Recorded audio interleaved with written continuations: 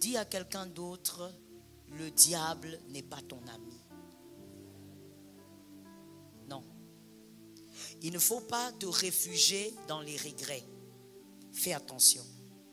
Les chrétiens aiment ça. Tu pêches, tu regrettes. Tu crois que comme tu as regretté là, c'est que c'est fini. Non. Parce que quand la Bible dit que le serpent, le diable vient, il vole, il égorge. Il ne vole pas quand toi tu regrettes. Il ne vole pas quand toi tu fais la prière de repentance. Il est en train de voler quand toi tu pêches. Quelqu'un a entendu ça ou pas? Qui a compris ça? Et je veux maintenant te poser une question et savoir si tu le sais avant que je n'avance. Parce qu'on va passer à un autre point. Mais il faut que je me rassure que tu sais. Est-ce que tu sais que la repentance ne fait pas revenir ce que le diable a volé? Tu sais, hein? Donc, quand tu pêches et qu'on te vole quelque chose, que le diable te vole quelque chose, tu sais que quand tu te repens, ça ne revient pas. Hein? C'est important de savoir ça.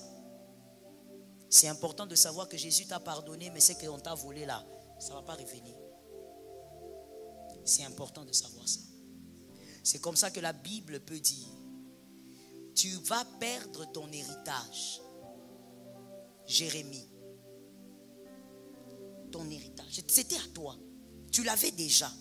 Mais parce que tu crois que le diable, tu peux faire avec lui des jeux de ping-pong parce qu'il y a la repentance. Tu ne dois pas faire des jeux de ping-pong avec le diable. Parce que lui, quand il vient, comme dans le jardin d'Éden, quand il vient, il ne va pas aussi voler n'importe quoi. Il va bien calibrer ta vie et puis il va se poser la question, quelle est la chose que je peux voler ici qui va faire souffrir cette personne même pendant 10 ans? Et il te prend ça.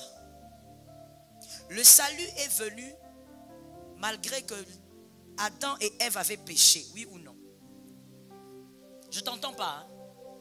Oui ou non? Le salut est venu après combien d'années?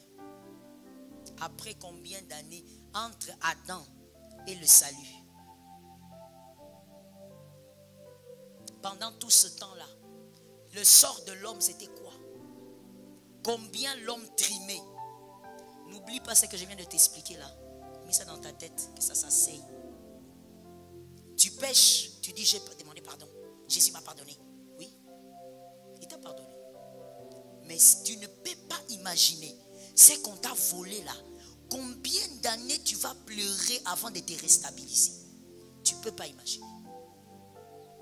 Tu ne peux pas imaginer combien d'années tu vas dormir par terre pour que ce qu'on t'avait volé là revienne. Tu ne peux pas imaginer. Tu ne dois pas te laisser tromper par les malices du diable. Parce que je vais te dire une chose. Le diable aussi, il chuchote à l'oreille des chrétiens. Pêche, la repentance est là. Je ne dis pas les anges, je dis le diable. Le diable aussi te rappelle que la repentance est là. Il te le rappelle pourquoi? Pour que tu pêches. Mais il sait très bien que si tu pêches, oh, tu pleureras. Est-ce que quelqu'un m'entend? Que l'Éternel te délivre de ces choses. Comme on avait prié hier, si tu te rappelles que quelque part, tu as pactisé avec quelqu'un par le sang, quand tu étais jeune, quand tu étais enfant, tu as eu à jouer avec le sang quelque part. Répands-toi. Confesse d'abord. Il ne faut pas être là dans la prière où tu dis Seigneur, je me rappelle, pardonne-moi. Même devant Dieu, tu as honte de dire ce que tu as fait. Tu dois confesser.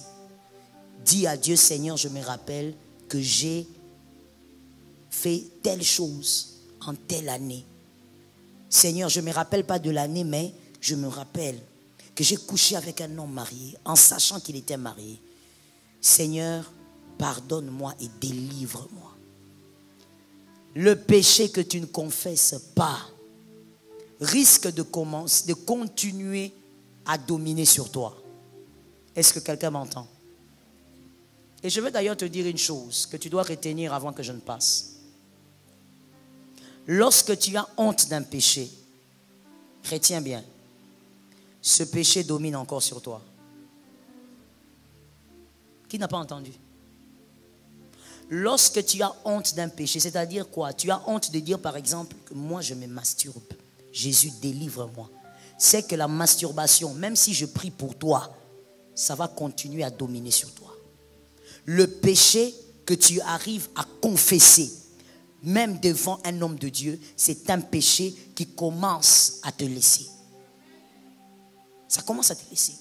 Et grand encore, plus grand encore, le péché que tu es capable de te confesser comme ça devant les gens, de dire, écoutez, moi j'étais une prostituée, j'ai dérangé les mariages des gens. Ce genre de péché-là que tu peux confesser devant les hommes, c'est un péché qui t'a laissé. Ça ne peut pas dominer sur toi encore. C'est pour ça que tu voyais qu'à l'époque du grand réveil, il y avait des hommes de Dieu qui exigeaient que tu témoignes un mal que tu as fait. Tu étais peut-être sorcier ou quoi, mais que tu témoignes. Ce n'était pas pour faire un spectacle comme on voit aujourd'hui. Ça s'est dénaturé avec les années. Mais les hommes de réveil, ayant la bonne semence, ils avaient pour motivation que de tuer le pouvoir du péché en témoignant devant les hommes. Plus ce que vous faites aujourd'hui là, vous commencez à dire des choses pour créer des spectacles. L'église n'est pas un lieu de spectacle. Mais confessez pour que ce péché n'ait plus de force sur toi. C'est comme ça qu'on demandait aux gens. Tu as été prostitué, Dieu t'a libéré, Dieu t'a délivré. Confesse, dis aux gens. Et tu vois que ces gens, des personnes qui ont confessé publiquement, parce que sérieusement Dieu les avait libérés, ils ne sont plus jamais rentrés. Mais toi avec ton secret là que tu gardes, même quand on dit prier ici, on dit prions, confessons, tu es là dans ton petit coin. Même devant Dieu, tu as honte de citer ton péché. Tu es encore ligoté. Ce péché ne pourra pas te lâcher. Tu es sous l'emprise du mal. Que Jésus te donne la force de sortir du péché. Mes bien-aimés, en abordant le sujet de la sanctification, nous sommes appelés à réfléchir profondément sur notre cheminement spirituel. La sanctification est le processus continu par lequel nous sommes transformés à l'image de Christ, où nous choisissons consciemment de nous éloigner du péché pour vivre dans la pleine lumière de la grâce divine. Le livre de 1 Pierre 2h21 nous rappelle l'exemple de Christ. Christ aussi a souffert pour nous, vous laissant un exemple, afin que vous suiviez ses traces. Son exemple devient notre guide dans le voyage de la sanctification. Nous sommes appelés à marcher dans ses traces, à rechercher la sainteté dans toutes nos actions et à renoncer au péché.